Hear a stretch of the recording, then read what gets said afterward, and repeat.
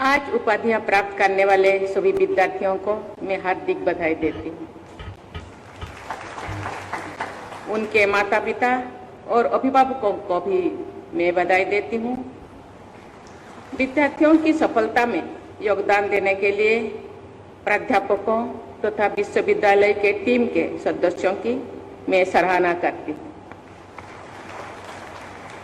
मुझे ये देखकर बहुत प्रसन्नता हुई है कि आज स्वर्ण पदक प्राप्त करने वाले 76 विद्यार्थियों में छात्राओं की संख्या 45 है, जो लगभग 60% है।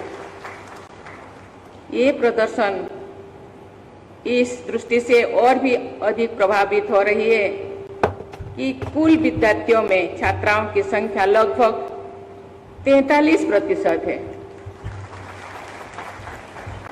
छात्राओं के बेहतर प्रदर्शन के पीछे उनकी अपनी प्रतिभा और लगन के साथ साथ उनके परिवारजनों तथा इस विश्वविद्यालय की टीम का योगदान भी है।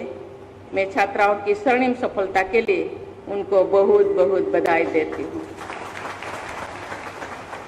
शिक्षा के माध्यम से महिला सशक्तिकरण के इस परिवर्तनकारी अभियान में सबका सहयोग और अधिक होना चाहिए, ताकि छात्राओं की कुल संख्या भी छात्र के बराबर हो सके। ऐसी अपेक्षा में इसलिए भी व्यक्त कर रही हूँ कि हमारे देश की कुल आबादी में महिलाओं की संख्या लगभग आधी है तथा हमारी केंद्रीय विश्वविद्यालय में राष्ट्रीय मापदंड की स्थापना होनी चाहिए। मुझे बताया गया है कि विश्वविद्यालय द्वारा विद्यार्थियों की भागीदारी के साथ समाज सेवा के कार्यक्रम चलाए जाते हैं।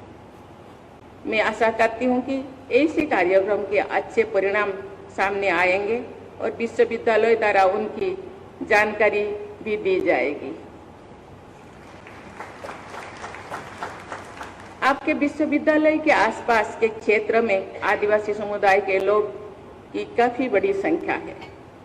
राज्य की लगभग 1/3 आबादी जनजातीय समुदाय की है। जनजातीय समुदाय की समृद्धि संस्कृतियों के से प्रकृति के प्रति संवेदनशीलता, सामुदायिक जीवन में समानता का भाव तथा महिलाओं की भागीदारी जैसे जीवन मूल्यों को सीखा जा सकता है। इस विश्वविद्यालय द्वारा भारतीय भाषाओं में पुस्तकें प्रकाशित करने के प्रभावशाली योगदान दिया जा रहा है। इसके लिए मैं विश्वविद्यालय की टीम की सराहना करती हूँ। आधुनिक विश्व में जो व्यक्ति, संस्थान और देश विज्ञान और टेक्नोलॉजी को अपनाने में तथा नवाचार या इनोवेशन में आगे रहेंगे, वे अधिक प्रगति करेंगे।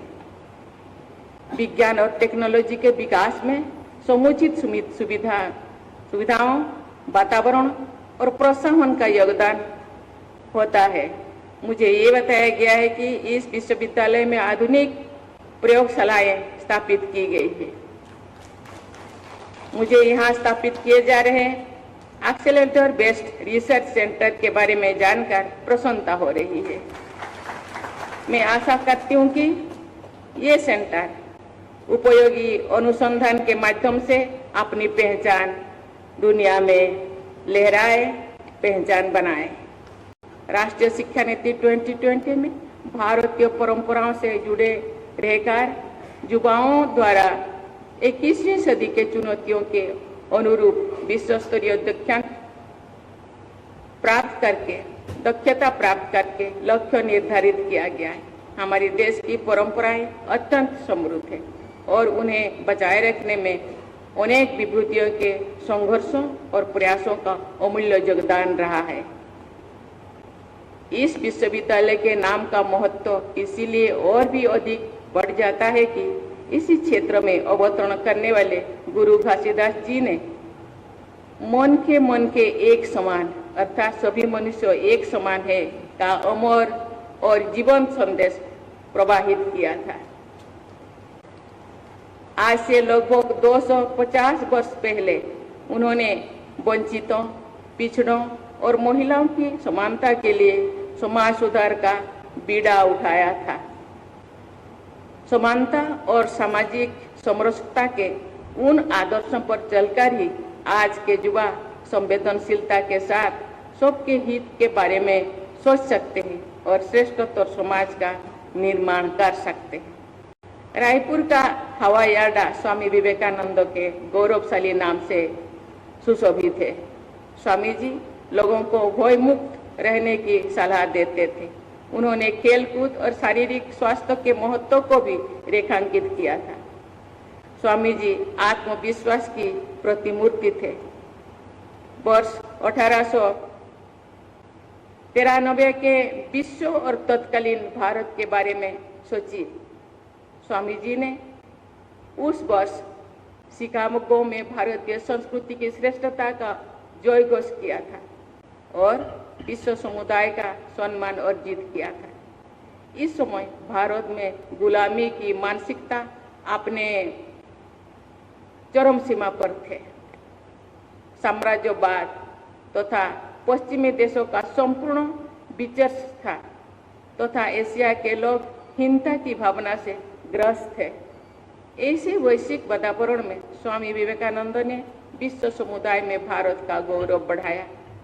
आज की युवा पीढ़ी को जिस वैश्विक परिवेश में आगे बढ़ना है उससे भारत की स्थिति बहुत मजबूत है तथा विश्व समुदाय के अग्रणी राष्ट्र में हमारी गणना होती है। स्वामी विवेकानंद के अद्भुत उदाहरण से प्रेरणा लेकर आज की पीढ़ी को भारत का गौरव बढ़ाना है, देश की समावेशी समृद्धि के नई ऊंचाई तक ले जाना है।